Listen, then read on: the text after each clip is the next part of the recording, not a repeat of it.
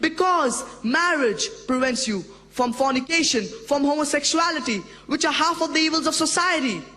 Only if you marry, you get an opportunity to be a father or a mother.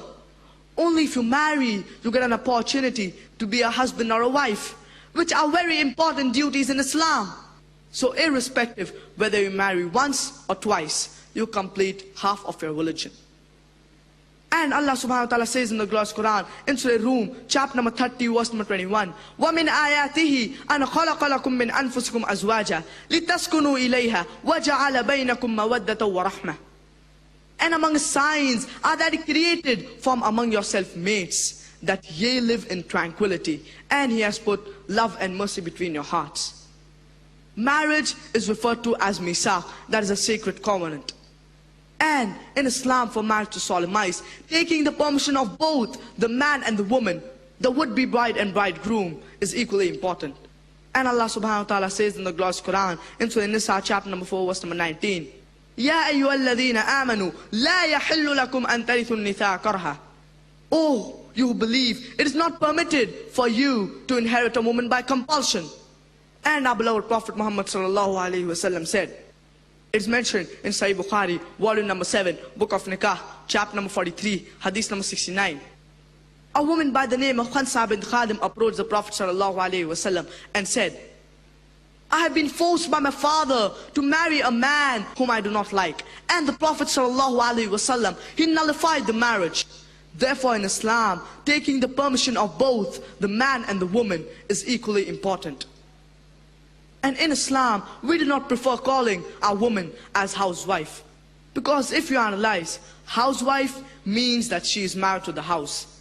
And we do not consider in Islam a woman to be married to the house. We prefer calling her as a homemaker. She makes the home, she builds the home. So inshallah, from now onwards, I believe that the sisters, if they have to write their occupation in any form, instead of writing housewife, they will write homemaker. Because we do not consider you're married to the house. You are a homemaker. You make the home. You build the home. And in Islam, a woman is not married to a master to be treated like a slave. She is married to an equal and relationship that is of partnership. And if we analyze in Islam, the rights of women and men are overall equal. But in the aspect of leadership, man, he has a degree of advantage. And Allah subhanahu wa ta'ala says in the glorious Quran, in Surah Baqarah, chapter number 2, verse number 228, وَلَهُنَّ مِثْلُ الَّذِي عَلَيْهِنَّ بِالْمَعْرُوفِ وَلِلرِّجَالِ عَلَيْهِنَّ دَرَجَةٌ. And the rights of a woman will be equal to that of a man, but the man has a degree of advantage. Many people, they have misunderstood this verse, that man has a degree of advantage. And they say that, according to Islam and according to the glorious Quran, man is superior to the woman. And they quote the verse of the glorious Quran, الرِّجَالُ قَوَّامُونَ عَنْ النِّسَاءِ, that the man is the qawwam, he is superior to the woman. It is a verse in the glorious Quran. And Allah does say in the glorious Quran, in Surah Nisa, chapter number 4, verse number 34, الرِّجَالُ قَوَّامُونَ عَنْ النِّسَاءِ, the men are the protectors and the supporters of the woman. Qawwam comes from the root word iqama, which means to stand up. And Allah subhanahu wa ta'ala says that He has given the man 1 degree of additional responsibility. And it does not mean 1 degree of superiority of the man to boss over the woman. It means 1 degree of additional responsibility. And if you read the tafsir, the commentary of Tabari, even he says qawwam as 1 degree of additional responsibility for the man to support the woman. Allah subhanahu wa ta'ala says in the glorious Quran, in Surah Nisa, chapter number 4, verse number 19, وَعَاشِرُوهُنَّ بِالْمَعْرُوفِ فَإِنْ كَرِهْتُمُوهُنَّ فَعَسَىٰ أَن تَكْرَهُوا شَيْئًا وَيَجْعَلَ اللَّهُ فِيهِ خَيْرًا كَثِيرًا.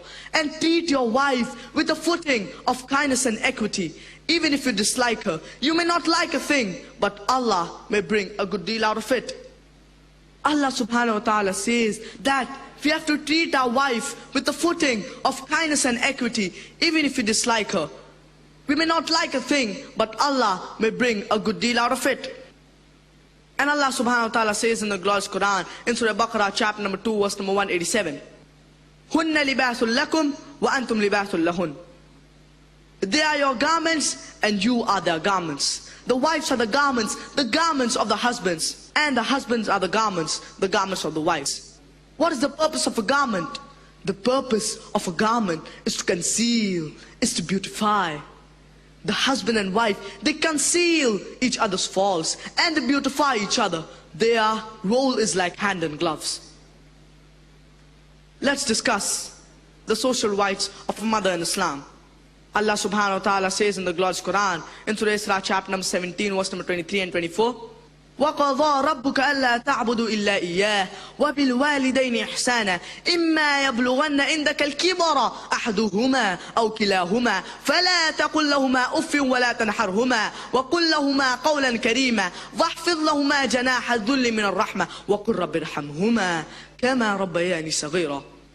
And the Lord has decreed that you worship none but Him, and to be kind to your parents, whether one or both of them attain old age. Say not a word of contempt, nor rebel them. Do not even say off to them, but address them in terms of humility, and say, my Lord, have mercy on them, even as they cherished me in my childhood. You have to respect your parents, whether one or both of them attain old age. You cannot even say off to them, but you have to lower your wings of humility. And you have to say, my Lord, have mercy on them, even as they cherished me in my childhood. The glorious Quran uplifts a woman. Allah subhanahu wa ta'ala says in the glorious Quran, in Surah Nisa, chapter number 4, verse number 1, وَاتَّقُوا اللَّهَ الَّذِي تَسَاءَلُونَ بِهِ وَالْأَرْحَامِ. Respect the womb that bore you. Pregnancy uplifts a woman and does not degrade her. Allah subhanahu wa ta'ala says in the glorious Quran, in Surah An'am, chapter number 6, verse number 151, and in Surah Isra, chapter number 17, verse number 23. وَبِالْوَالِدَيْنِ إِحْسَانًا. And be good to your parents. Allah subhanahu wa ta'ala says in the glorious Quran, in Surah Luqman, chapter number 31, verse number 14, and in Surah Ahqaf, chapter number 46, verse number 15. وَوَصَّيْنَا الْإِنسَانَ بِوَالِدَيْهِ. And we have enjoined upon man kindness to his parents, especially your mother. And the hadith of our beloved Prophet Muhammad sallallahu alayhi wasallam in Surah Ibn Majah, volume number 4, book of Jihad, hadith number 2781, as well as in Musnad Ahmad, volume number 3, hadith number 15538. فَالْزَمَهَا فَإِنَّ الْجَنَّةَ تَحْتَ رِجْلَيْهَا. Paradise lies beneath the feet of your mother. It does not mean that if you're walking on the road and if your mother, she steps on any muck or filth, that thing becomes paradise. It means that if you love your mother, if you respect your mother, if you are kind to your mother, you will inshallah enter paradise. And it is mentioned in Sahih Bukhari, volume number 8, book of Adab, hadith number 5971. جاء رجل إلى الرسول صلى الله عليه وسلم وقال يا رسول الله من أحق الناس بحسن صحابتي؟ قال أمك. قال ثم من؟ قال ثم أمك. قال ثم من؟ قال ثم أمك. قال ثم من؟ قال ثم أبوك. رواه Bukhari. A man approached the Prophet sallallahu alaihi wasallam and said, who deserves most of my love, respect and companionship? Prophet sallallahu alaihi wasallam said, your mother.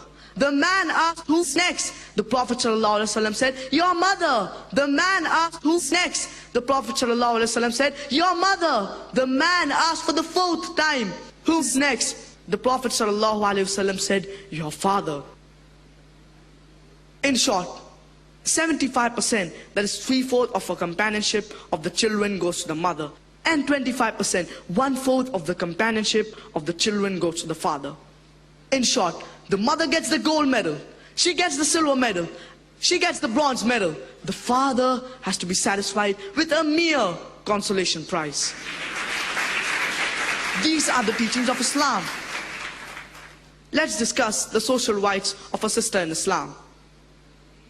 Allah subhanahu wa ta'ala says in the glorious Quran, in Surah Tawbah, chapter number 9, verse number 71, وَالْمُؤْمِنُونَ وَالْمُؤْمِنَاتِ بَعْضُهُمْ أَوْلِيَاءُ بَعْضٍ. And the believers, men and women, are protectors of one another. And it is mentioned in Sunan at-Tirmizi, book of purification, hadith number 113. إِنَّمَا النِّسَاءُ شَقَائِقُ الرِّجَالِ. The women are the shaqaiq of the men. The word shaqaiq means half, as the world is divided into approximately half females and half males. And the other meaning is that she is your sister unless otherwise. The woman, she is your sister unless otherwise. Just because the social rights of women in Islam are equal to that of a man, what would you say? The woman's rights in Islam, they are modernizing or they're outdated.